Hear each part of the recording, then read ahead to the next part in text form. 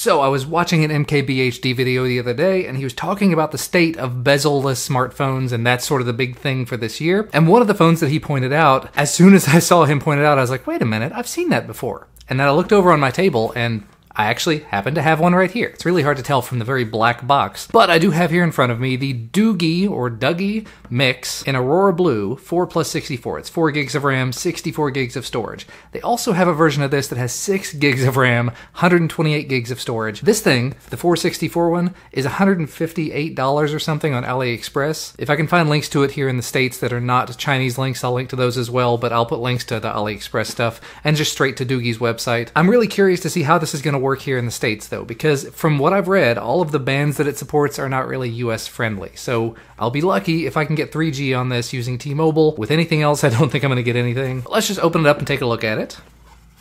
So here is the phone, an included screen protector, limited warranty card, user manual, and a very thin sort of clamshell case. A really nice SIM ejector tool, although I think this one is bent. Micro USB cable, and that's actually it. So as far as I can tell, no charging brick. Not really a big deal for most people, but just thought I'd mention that. Then you have the phone itself. It does have a screen protector on it by default. It says peel off the protective film first. SIM tray is over here on the side. Volume buttons and power key over on this side.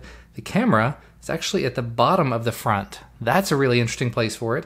And then you've got a button here that doesn't press down. Presumably it's the home button and possibly also a fingerprint sensor. And then of course protective film on the back as well with your dual rear-facing camera. Go ahead and just start peeling stuff off. And yeah, just looking at it again, after I've taken the protective film off, you might not be able to see it, but there's actually a screen protector pre-applied to it. So that's interesting that they include one in the package. There's already one on it. There's even one on the back. Yeah, maybe you can see that. There's kind of a line up here you can see in the reflection. Highly reflective, and this is going to be a fingerprint magnet. But it's definitely got some nice build quality, a very, very nice heft to it, and it's a little wider than I'm used to with a lot of phones. Let's just see if it'll power on. And while it's coming up, it says Doogee powered by Android. Here at the bottom, we've got speaker, and of course we've got micro USB on this one. Up at the top, we've got the 3.5mm headphone jack. And in terms of the specs, I mean, this doesn't sound all that bad. It's running Android 7.0. It's apparently all in Chinese by default, if you can see that. It's a little bright. All in Chinese, though. So I'm gonna have to figure that one out real quick. And it actually came up pretty quickly. Yeah, I'm in trouble. I don't speak Chinese, so I have no idea how to actually change the language settings. And the default keyboard is apparently Russian, so that's not... Oh, there we go. We changed it to QWERTY, though. I have no idea. I'm gonna have to take some time and figure that out. And there's apparently a cat now. There you go. Not sure what that's doing or why it's there. It's just a thing that's kind of flailing around there. Yeah, I'm gonna see if I can figure out the language settings, and then I'll be back. I had a smart idea. Google Translate. And if you can see it there, it is translating some of the things from Chinese to English, so maybe I can figure this out. Battery, memory, gestures, single hand, intelligent wake up, single hand mode, and there you see it, language and input method. Oh, I think I fixed it. It's entirely possible that I got a unit that somebody else had already used. I could probably have reset it, but without being able to read Chinese, resetting it is kind of difficult. So now we can take a look at the settings though. We can see what everything looks like. We've actually got a little menu that popped up over here on the side.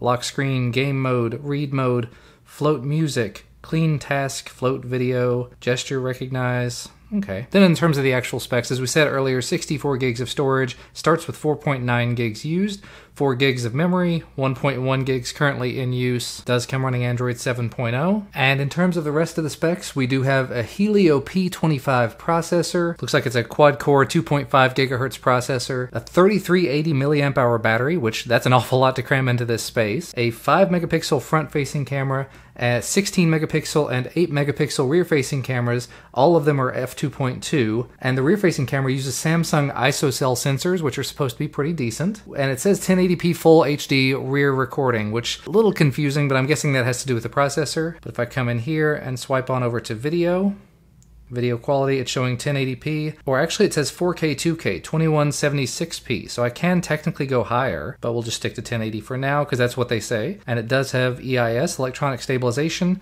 and if you can see that, it does kind of zoom in a little bit when you hit that, there, just like that. And when you're back in the photo mode, you've got a button over here that says 1.0. If you tap on it, it goes to 2.0.